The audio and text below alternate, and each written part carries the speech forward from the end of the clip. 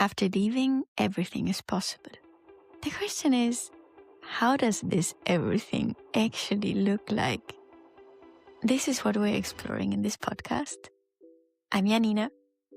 I left my safe little life back in Germany some years ago, and ever since, my life has become it's a very colorful explosion. Let's put it like this. It's a wild ride. I truly enjoy it, though I can also honestly say it's not only easy peasy all the time, right? So here in my podcast, Off They Go, Stories of Starting Over Abroad, it's a place where I share a bit of my story, but I also talk to other brave souls that took the leap, that followed their intuition or whatever it was that made them leave their home and try a different path, a step into the unknown. I'm super excited to explore what is coming out of this. Let's dive into today's episode, shall we? Hello to the other side of the world, to Australia, from Canada to Australia. I'm welcoming Andreza. I'm super happy to have you here. Hello. Oh, it's such a pleasure to be here. It's so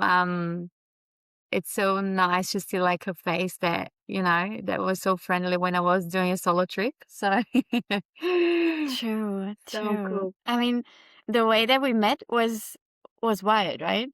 Yeah, it was interesting. I was literally walking after just getting Bali, then I was walking to find a place to have some lunch.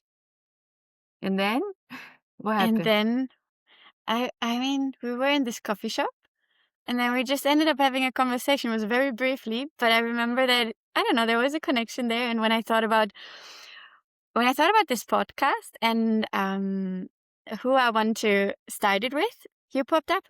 And since I'm following my intuition, this is what we do. So from Montreal to, what's the name of the city you're in again? I'm on the Gold Coast.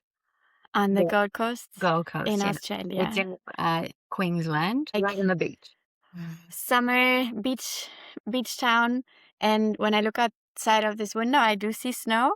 It's dark here. It's sunny in your place. You're in Australia now. This podcast is called Off They Go, Stories of Starting Over Abroad. So what brought you to Australia? Well, I am from Brazil, South America.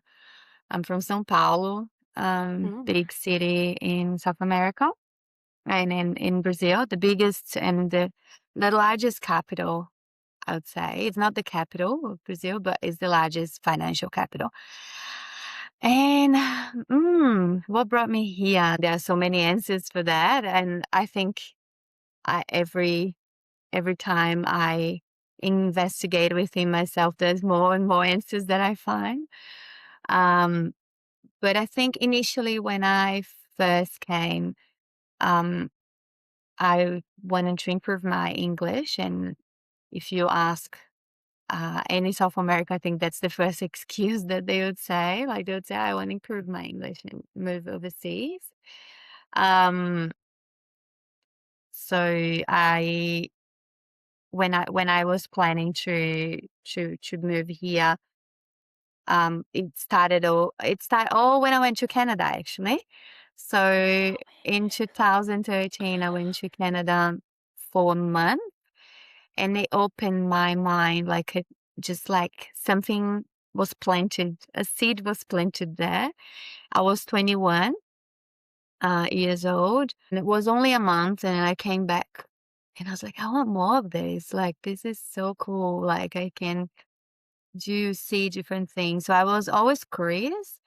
And I think learn English was more like an excuse. And then I told my parents, like, oh, I need an extensive period of time to improve my English. So better if I go somewhere else. Then I start like kind of researching around countries that are warmer. And then thinking about how would I kind of financially speaking support myself. Like my parents could not help me financially, So I had to think really strategically what I'm gonna do. So Australia was a choice of was the furthest country I could find. But it was more like I could work on the student visa, and the weather was quite similar, and then Mhm. some cultural similarities as well. Then it's like, yeah, okay, Australia. Then I start Mhm. planning, and I came in 2018. So it's been 8 years that I'm here. So you were how old when you arrived in Australia? 25. 25. I'm 33 now. Yeah, So in the age of 25, you like flipped your life. Not, I don't know if it was upside down, but it was definitely a big shift, right? definitely. And I would say that I started from scratch again. Wow. Um, yeah. So I left a good job back home. Uh-huh. I work in a multinational company from the UK. Um, then I could potentially grow in that company, but then after a few years, I just something inside of me just like I want more. And then also there was a component of using English all the time because you're dealing with people from the same company that works overseas, and you have to do meetings, and it it was always like a reason for anxiety for me. And then I was like, I think I need to improve that. And but when I think deeply, I think that Uh-huh. was only the cherry of the cake. Like there was so many layers um where like I really want to change my financial situation when I think about it. Like I really want to change a few things in my life. Like um I love my country, I love my culture. I miss that so much. But there is a component of safety as well. So I feel really safe in Australia. And as a woman living in Brazil in a big city, it's it can be dangerous. And I was like tired of the alertness or that hypervigilance Mm, feeling. And then once I tried Canada, that was the first time I would like walk at night and feel safe. And then this changed something in me. And then yeah, there was a lot of layers in that. Yeah. Mm, I would never not encourage people to go to Brazil. mm, I encourage as much as I can because it's a beautiful country. yes. When it's like it's something that people have to witness. I think I like it brings a different energy. Um, Yes. but I always tell people just be smart, just be mindful that Yes. things can happen. And if you can go to cities that it's less likely that you're gonna be um stolen or something like that. Like just there are Yes. places that are safer than others, and if you avoid those places, you'll be fine. I've had a few Aussie friends that've been there, and nothing happened, and and they love the culture, and there's beautiful things too. I think living long term as a woman, yeah, when I came back, I struggled to, and I told my mom, like, "Yeah, mom, I don't think I'll be back again. Like, I think Uh, I'll come and visit. I can stay for a while. I still think about going back and live for a period of time to be with my parents, um, but leave my whole life. I can't see myself anymore."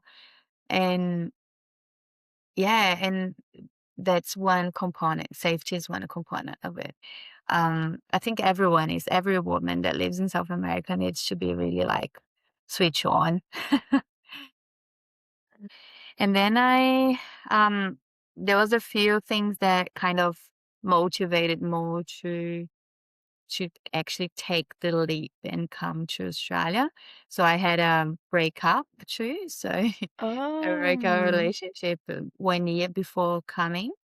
Mhm. So that's when I start planning. I felt like our relationship ended because I really want to come to Australia and he didn't. Like he said, yeah, he wanted, but he didn't. And then we kind of start having some issues around that. Oh, wow. And then I was like, I'm not gonna give up on my dreams and my Mm. intuition's telling me to go. So when we had a reason to break up, then we broke up.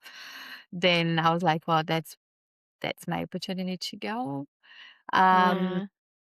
and yeah, and then I had to save a lot of money before coming. I had to sell everything I had. I'm never a person that is attached to um mater physical things like Mhm. cars or like I don't mind borrowing things close to friends. Like I'm never a person that would be like, oh, this is mine and Mhm. possessive and Mhm. with things. And I sold my car. And I remember my sister went with me and I cry on a day. And then she was like, "Why are you crying? Because you sold your car and you don't have like a car anymore." And I'm like, "No, I'm crying because I'm feeling that from this moment on, that will be a life change." Like Aw. this, yeah, I was like, it's a life change moment for me. And like as you're a Virgo too, like a quite structured person, like workaholic, um, doing something like selling all your things and putting a few things in a suitcase and crossing the world without any expectations is insane for someone that is really like rooted. Uh-huh. Uh, Yeah. yeah, it Look at was. us. I think we can kind of have the same similar personality, kind of. Yeah, so was really was an interesting feeling when I sold my car. I think I really thought it's happening. It's happening like now I'm going. And you And remember that, right? You still remember how that felt in your body or like, yeah, yeah, I do. wow. I do. I do remember still like I remember um I think another moment that I felt really deep in my heart that life would change it tremendously and things will take another course was when I was living my apartment back home, like when I was living my mom and dad apartment, and I was walking in, putting the suitcase in the car. I look at everything and I was like, "That's it. Things will change from now Yeah. on." And I always told my mom, "It's gonna be a year. I'll be back after a year." Um, then no, I came back to visit after a year, and that's when I haven't had any second thoughts about my choices. So I went back home. I look at everything after a year. I look at my mom and I was like, yeah, I don't think I wanna live here again. Like I don't think I wanna, and that was just that instant moment like, yeah, now I my life is gonna be on the other side of the world, I guess. And it's been like that. And it's not about like perpetuating this and say this is forever thing. I'm always open to what my intuition would tell me um and after 8 years, I think sometimes I think it would be good if I go back and stay after getting my permanent residency. Um so go back there and stay for Mhm. months or maybe a year or two helping my parents out. They're aging now and I Mhm. think we're gonna get to that point to talk about this, but this is probably the hardest part is just being away from people that you love. Mm. I I came back 3 times to Brazil in that 8 years. Um, the longest time I didn't see my family was during COVID. So I was stuck here and for almost 4 years without seeing them face to face. That was huge. Um, I lost my grandma while during the beginning of COVID, so I couldn't go to see her and say goodbye. Um, which was really sad. And you lose so many like great things as well. So I lost friends and cousins and people's weddings. I lost like my friends' kids growing up, and just having that contact with family. Um, yeah, and it's just it's a feeling. It can have a feeling of missing out. So you can have that Mm-hmm. inside of you, but with the ones that are real to your life, friends, Mm-hmm. family, it's it you can spend like months and months without talking to them, that it's gonna be exactly the same. Things won't change for people that literally that really values you. And I feel with my family, like mom and dad, we got closer, especially my mom. We used to have a lot of arguments, and um, nowadays, like we have such a good relationship. She demonstrated more, like she's more like emotional, even that I'm far away. She just like demonstrated more, and vice versa. Um, Me and my sister, we are really, really close. We're always chatting every week, and mom, she texts me every day. So it's still like she still message me every day, and on every second, third day I call them, I video call them. So it actually got really close, our relationship. So I would say that when you live overseas, whoever is values you, get closer to you, or who's going always gonna be there for you, and doesn't matter how long you've been away or not talking to each other. And the people that were there only because they needed you there, or because your presence were important, but at the same time they need you for some reason, they just vanished. Didn't They just vanished. I got really upset with a few people when I came back and I went to see everyone. And I understand that life doesn't stop when you go back and to visit and you're traveling, everyone is working. But then I noticed some people wouldn't make an effort. So I was like, okay, great. We stick with Yeah. the ones that do. When you're away and then you come back for this sacred time, like, wow, I'm there now for, let's say, I don't know, 3 weeks. It's like so special for us travelers to be home in that time, right? Mm, But obviously, everybody has their schedule and you're there on top, but that doesn't mean that they just stop everything. Makes yeah. sense. But I uh, I do remember a similar feeling when I was home the last time, when I felt like, guys, I don't know when I will be back. This might be a really long time. Let's just make sure that we all enjoy the time that we have. But at the same Mm, time, I don't know, I guess it's something that we have to balance as well, right? I mean, we decide in mhm. that moment that we're not living there. So, And I but think it was a very enlightening moment for me to realize that um, everyone has their own lives.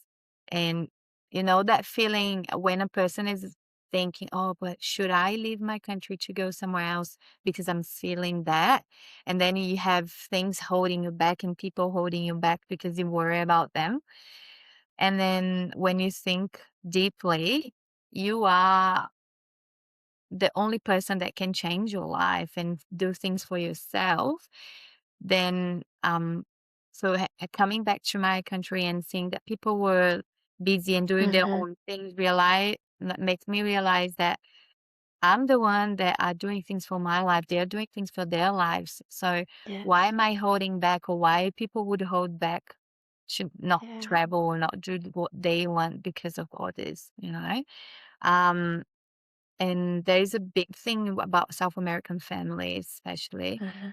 that is the attachment with family. So we are very close to family, we value family, and it's really hard to leave parents, grandparents, auntie and uncles that grow up with, and like live in this environment to actually break the barrier and break through and just do what you're feeling. Um, but I think like this is your life, like it's your choices. Nobody's gonna make those choices for you. Yeah. And I mean, these are hard choices, right?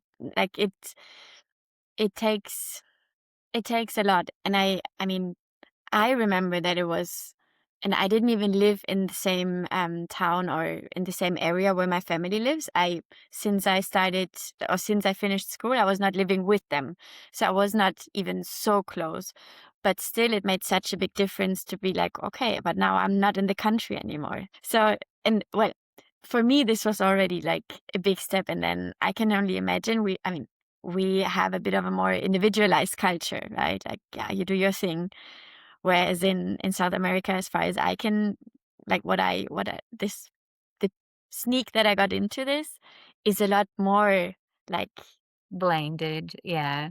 blended. Yeah. Yeah, I remember one of my cousins when in one of my trips back to Brazil, he looked at me and was like, "You're so brave. I could never leave mom and dad. Like, how can you do that?" Like, there is a component of judgment as well. Like, I feel Okay. like, oh, it's admiration. Like, they admire you for things you've done and how brave you are, but a bit of blame as well. And so, and then I was like, look, this is my life, it's my choice. I love my parents, and um I know the consequences, like they're aging, at some point they might not be there. And but I need to look forward, like and there's a therapy topic to look forward and stop looking backwards, because um I see a lot of people, especially from South America, that give up on their dreams because they have to be looking after mom and dad, and that is an emotional uh, attachment. It's not normal when you think about the like the course of life. Like you Uh-huh. you are close to your family. I do help my family when I can financially. I'm always emotionally available to them.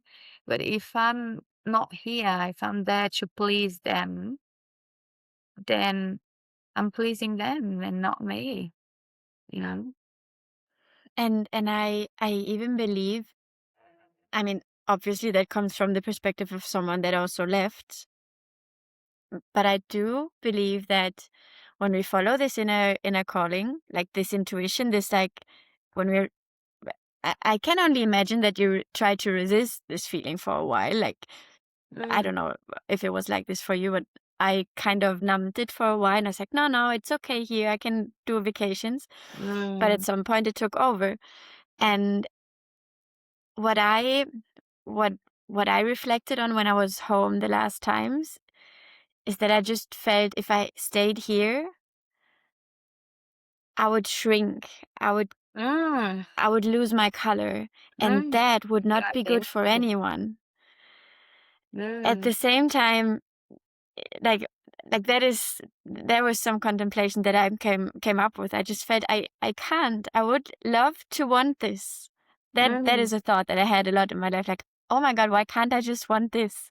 That would be mm, so easy. That would be nice. But at some point, when you have when you have had these battles a long time, at mm, some point it's like, yeah, but I don't. And Yeah, if I keep on trying this, I will lose my color, I will lose my spark, and this will also have an effect on them. So that's how I don't know. definitely. And um I think like working therapy, all those questions, all those conversations that we're having here, um, I start learning more that I am better off being happy and being my authentic self, and every time Mm, working on that, because we can say, "Oh, I'm living authentically," but we can always do more for ourselves and find more things. So I think I'm in that chase always. Um, and that's exactly what you're saying. When I go back home, I feel like I shrink. I feel like I lose my identity. I lose who I became already. And that's not because like I'm better to them or to anyone else. No, it's just because life took me here. Like my intuition brought me here for a reason, and I'm flourishing.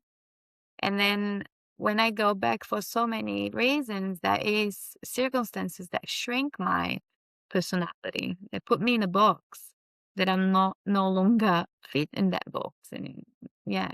So when I come here and I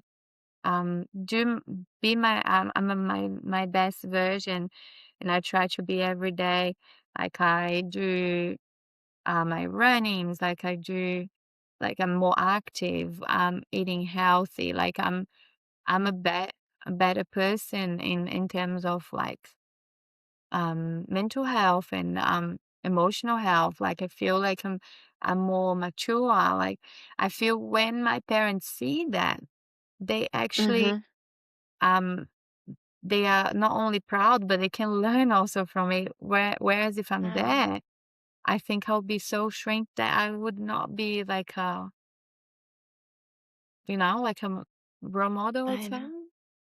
something. Yeah. Well, not for them especially, but for my cousins, for my family in general. So I think my intuition brought me here and for a reason. And yeah, yeah, I'm working on that flourish. But I think I'm myself here, definitely. Wow. This is very beautiful to hear, and I don't know, it touches me. And I would say we probably are not aware of the ripple effects that our life decisions have. And I believe that the more like authentic or connected to our intuition like these decisions are, the more ripples are there that we can't even fathom. Like who knows how many, I don't know, like cousins hear your story and are like, or not, or hear about you. You share your life and they're like, oh wow. I mean, you set that road of, yeah, there is a word out there. Someone, I don't know, I guess you're the first in your family. Like someone is the person that does it without the path. Like Yeah, no, so yeah. Normally the first one is the hardest. I think there's a mhm, component of culture as well. If I wouldn't have that many strong um, friendships or deep connections, probably I wouldn't stay. Because we are human beings. We are all about yes. connection. So if we don't have strong connections, we don't stay. We don't stay. And so so when I arrived here in 18, I came on student visa. Then I did English. I studied vocational courses. I still had hope to get in business because I was working business back home. So I tried find full-time work, but I couldn't because I only could work 20 hours a week. And Mm, then nobody would give me a job, a full-time job. I still got interviewed because I had experience on my resume. Then when they asked about visa, I was like, oh, student visa. Oh, no, sorry, we can hire you, blah, blah. So it was really hard. mhm, Then I did two vocational courses in business that didn't take me anywhere in terms of employment and like in permanent residency. Then during COVID, I a lot of, I don't know if you know, um, what happened to Australia. You might know what happened around the world, but in Australia mainly, the prime minister said, "Oh, if you a student and you don't have enough resources to keep yourself here, just go back to your country." Basically, what they said, and a lot of migrants left to Australia, and then especially healthcare and construction. I think it was in a big crisis. So back in the day, I was working hospitality in food and beverage. Then then some of my friends were saying, why don't you try to work as a support worker, working like helping people with daily living, with kind of elderly people, people with Uh-huh. disability. And I was like, okay. So because COVID was like there was a shortage of staff everywhere. I was hired as a support worker without any experience or any qualification. Wow. So I start working as a support worker. Then I got experience, and I was like, oh yeah, I think I enjoy doing this. So I work as a carer for 3 years, and then in that period, I came to a point where I was like, okay, I need to study something to be able to stay in Australia. Like, I Mhm. didn't get married. It was not through partner visa. I wouldn't go that down there for a visa or anything like this. Um, so what do I do? Like, Yes. so um I extended my visa for another course that it was more like gaining time or getting more time to figure out what I'm gonna do. Then Yeah. Then I decided to save money to go to uni again. So Wow. I worked and I kind of had to plan really well what I'm going to do with that money and how much I needed. So I literally was Excel spreadsheet saving money Wow. every week or every fortnight um Wow. to go to uni, and then I decided to do social work. Um Which is, like, it's different from support work. Social work is more like admin work, is Uh-huh. more dealing with paperwork, bureaucracy, and also supporting people, around counseling as well, like, supporting with those tools. Then I really enjoyed the course. So I stayed there, I got into uni. I struggle with English because you need a high academic score to get in it was a master's degree, so they accepted my bachelor. Was in business, but I had a lot of social science thing, and it's I was wondering if it was like starting from scratch or okay, okay, okay. yeah. They So I had a accepted. lot of philosophy, psychology subjects at uni back home, so they accepted, Mhm. and then I was able to do a master's. So I did a 2 years full time social work, um, and then so every step that I'm jumping years and stories, but every single step of this, it took a lot of effort and a lot of kind Yeah. of it. As I said, I started from scratch at 25. Um, Wow. so starting uni in 2021, so I was 29, 28, Yeah. 29. Was literally in another language. Like it's literally like stepstones, like to build things. Nothing came like easily. Nothing um, can be fixed. no. And then as a migrant, still on visa, and then I apply for another type of visa, like a work visa. After that, I could work full time from now. Then as a still a migrant, having English as a second language, I was doing interviews and I wouldn't get that was 6 months after graduating. I wasn't getting any position here. That's when I was like, you know what? I'm gonna move again. Then I went up to central Queensland. It's like 8 hours from here. Oh, wow. Yeah, so I moved to a city, a country city that there's absolutely nothing. Just like Wow. it's the beef capital of Australia. It's like um a small country town. And I start working as a social worker in a hospital up there.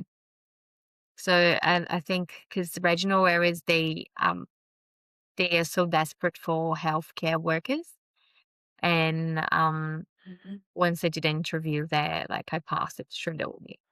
But mhm. it would be hard to get like in a bigger city like here.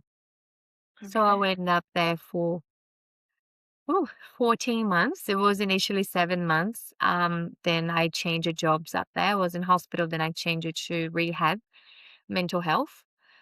Mhm, And I always wanted mental health.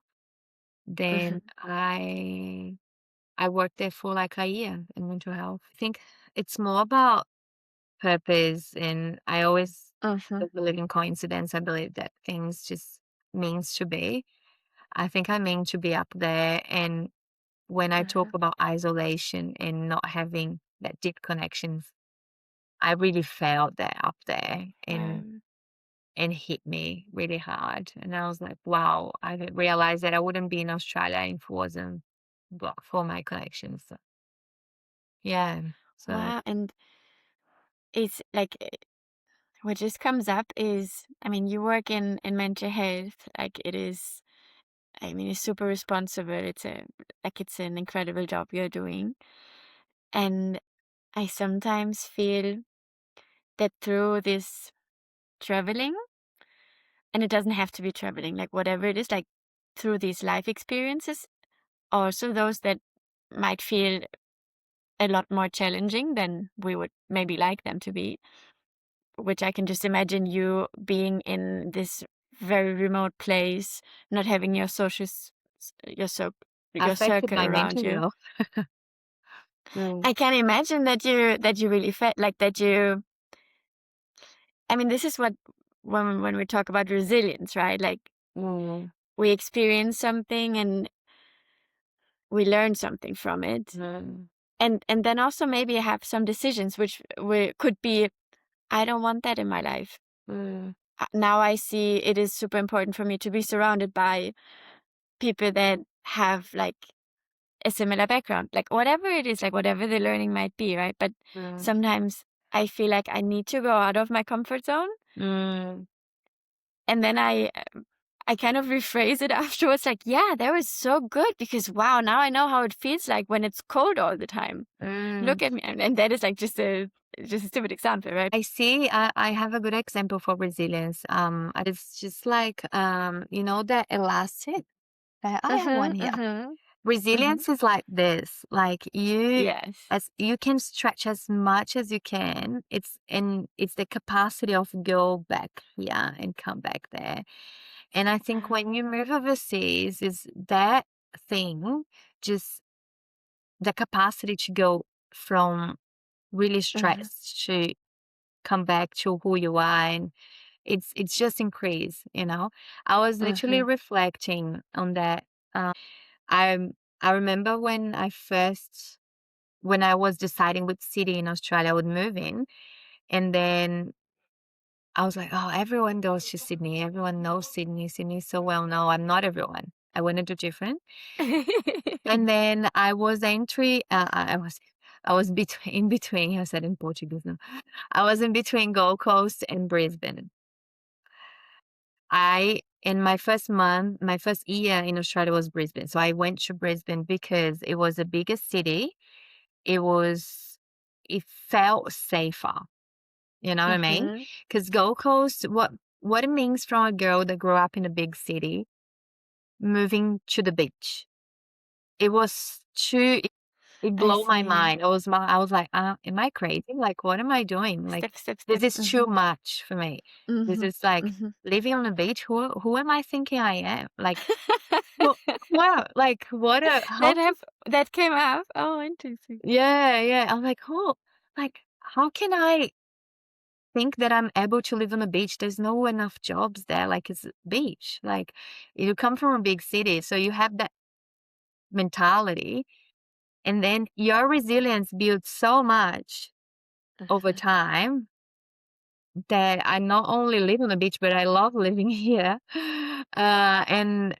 And just like moving from here to Rockhampton, to that city when I went to work, um, was another stretch of my resilience, because it was harder than actually move from Brazil to here. It was Oh, really, wow. yeah, it was really hard. It was when I got there and I felt, um, I don't know, I think could be moments of your life as well, in age, because when you're 25 and you leave your country, and you have all this excitement of new and adventure, but then when you Yes. are a bit older and then you move to another city where you don't have many connections, and your personality or your age is more like craving for more deep connection. Mhm. It's definitely changed a lot, but then I feel like I stretch it so much. And I can go whenever you send me in the world, I can go and I'll be fine. Wow. I love that sentence. I love that confidence. Th- I love that. I love that. Yeah, It's very powerful. I feel like coming from a place of fear when you first move in to where I am today, I like I can take a lot of risks in terms of moving, talking to people, being more um like having the courage to, face things compared to who I was. So I think moving overseas gives you that resilience and that courage to be more authentic and do whatever you want to do. Because then you face so much adversities. Like, you can face racism, which I've faced a few times. You can face, people look down on you because you working as a cleaner, because you work in hospitality, or because people, or you can face just your own feelings, that you're like, am I doing the right thing? Why am I going through this? Do I need to go through this? So all those things build so much resilience that you get to a point where you're like, whatever, whatever. What would you think, or what would you say, um, helped you to cross that line from who am I that I believe I can live at a beach to yes, I'm just doing it. Like, what were the steps in between, or what how did this version of you came to life? I think it's like there's a component of connecting with my true self and my intuition.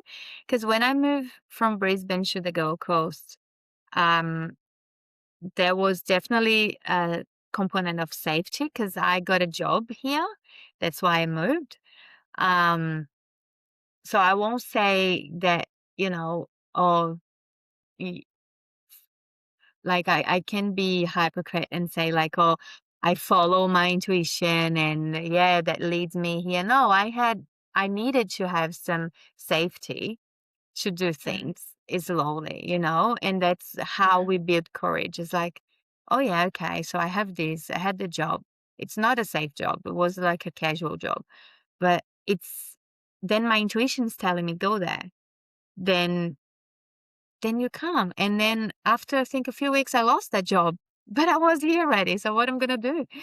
So it's just like having a bit of, if you were a person that it's scared of taking steps, I think mhm, having a little bit of safety, like, oh, I know mhm, this person that lives overseas. Maybe I can connect with them and I can talk to them, and then that would be mhm, enough safety for you to kind mhm, of follow what you're feeling, because mhm, mhm, for some people, just having that feeling and not having any safety or any can, especially if you financially it's not there yet to travel, or it can be a bit of holding back. You can hold back because of that. So I think having Uh-huh. creating those opportunities of having safety down there, meeting someone, Mm. talking to Uh-huh. someone, and then you let this flow, you know?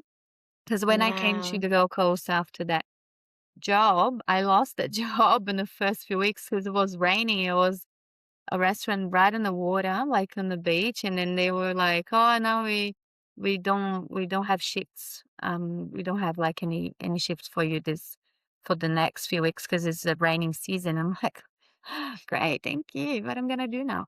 So then I literally print out 100 resumes, and I start going around coffee shops, restaurants, Uh-huh. and then eventually I found another one, and I was on the beach, and I was where I want to be.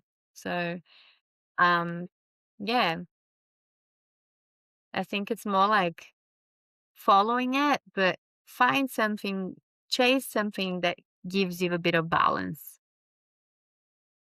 That resonates a lot with me, that if I come from a place where I'm scared, Mm, I contract. Like how sure things flow, come easy to me when I'm in this state of being super vigilant and super cautious, and like to really be like aware of what is it that makes me feel safe, mm, and create that, like to mm, fill that up. Not, I mean, sometimes I think people just have that, oh, I will feel safe when I have that amount of money on my mm, account. Like that can be so high that you never start moving. I think mm. that is that Could can be a stop trap. you. Yeah.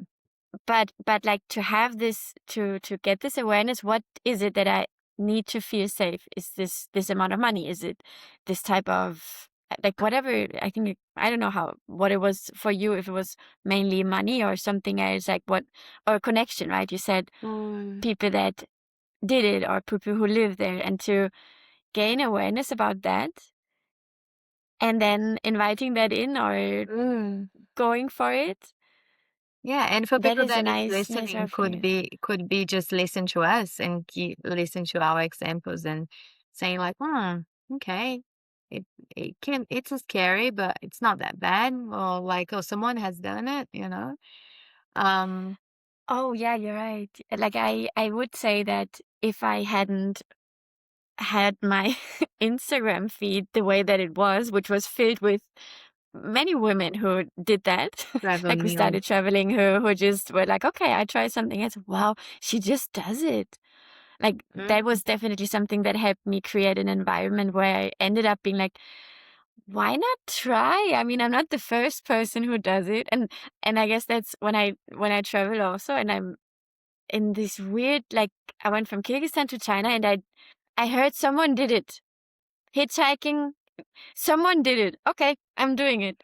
I didn't Look, really know who, I didn't know how.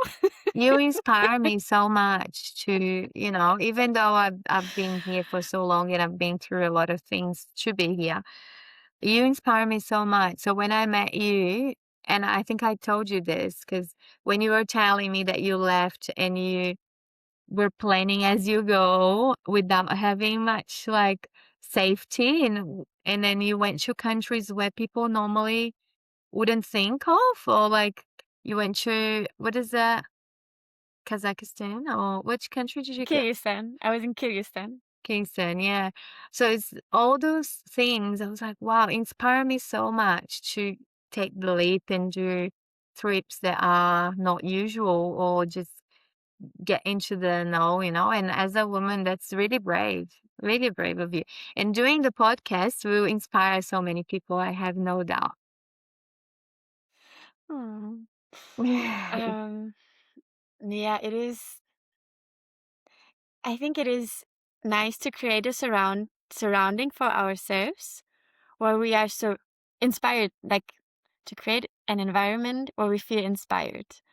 And this can be the people in our lives, or this can be our Instagram feed.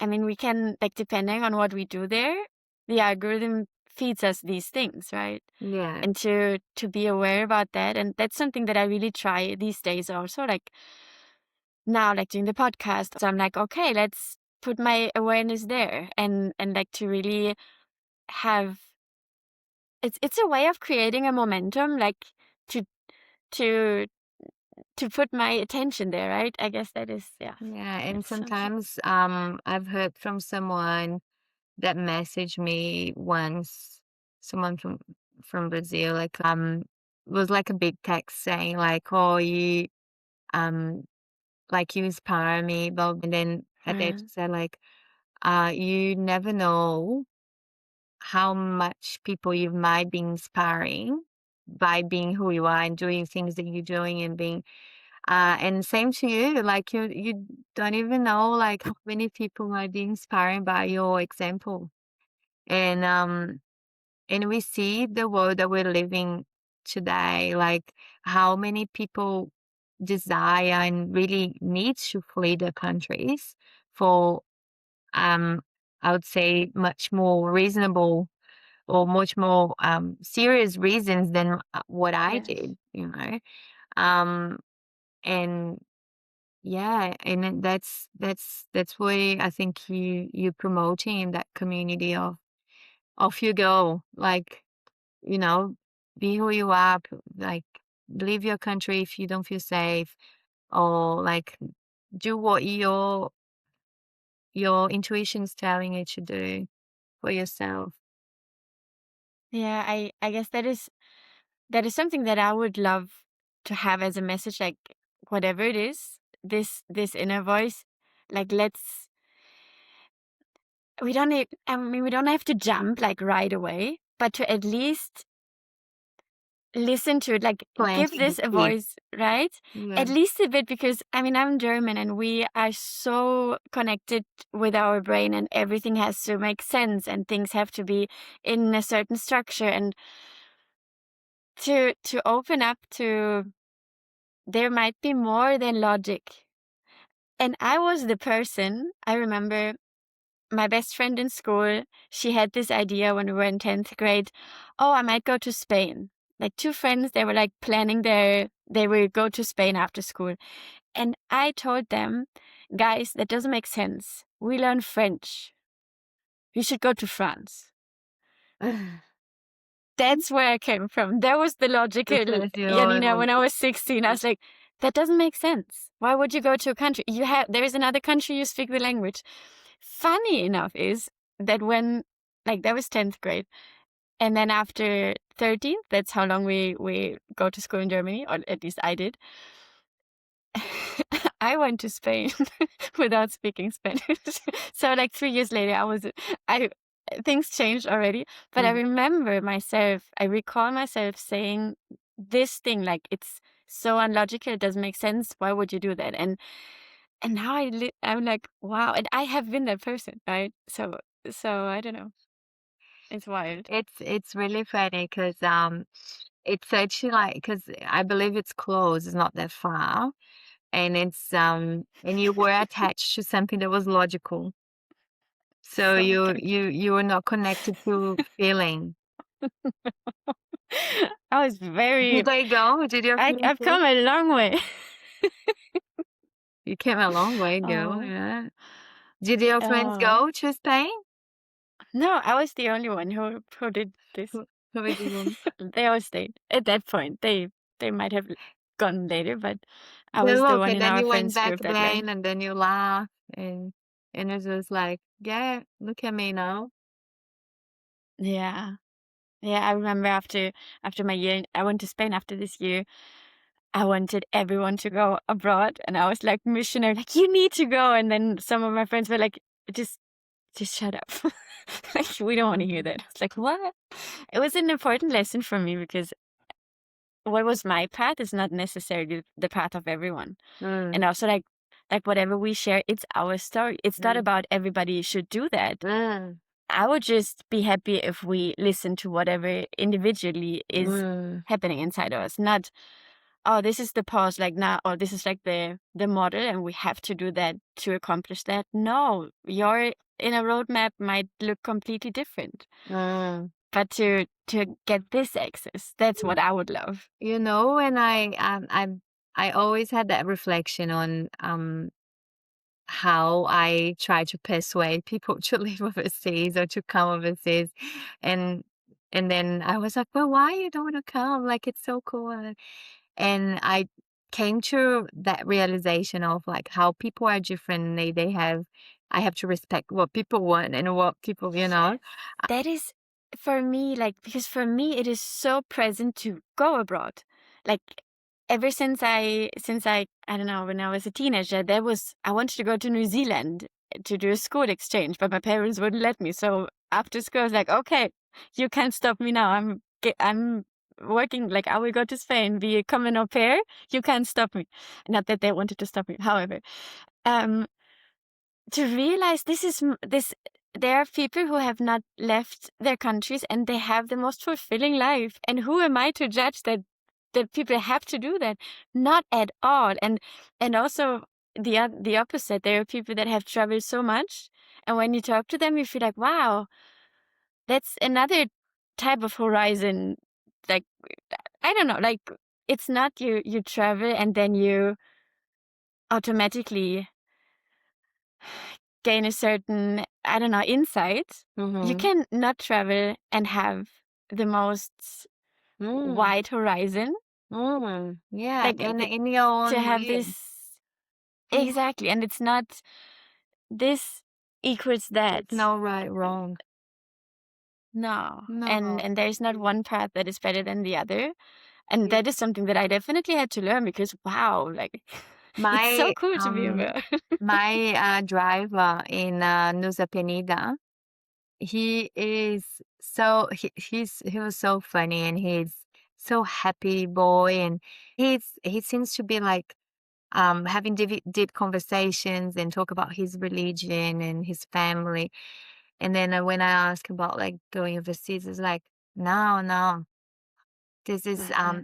like this is too much for me, and I'm happy here, and I'm still paying my car, and I'm helping out my family, and every time I give some money to my mom, I'm so happy, and like I'm looking after them. So this is beautiful. There's nothing wrong with that. And Yeah. yeah, and then when I think about my family back home, if that's what my cousins want to do, is look after and be close, and they're happy with that, that's beautiful. Yeah. Yeah. Yeah. Wow. Mm. Thank you so much for this experiment, for trusting me. I mean, eventually there's so much that can be said, and please feel invited if I don't know if there's something that's on your mind that you're like, oh, I would like that. That is something I'd really like to express. Please do it. Ah, Um, oh, thank you, Janina. It was a pleasure. But yeah, I think live overseas is definitely my best shot. Like, it was my choices. I don't regret any of my choices.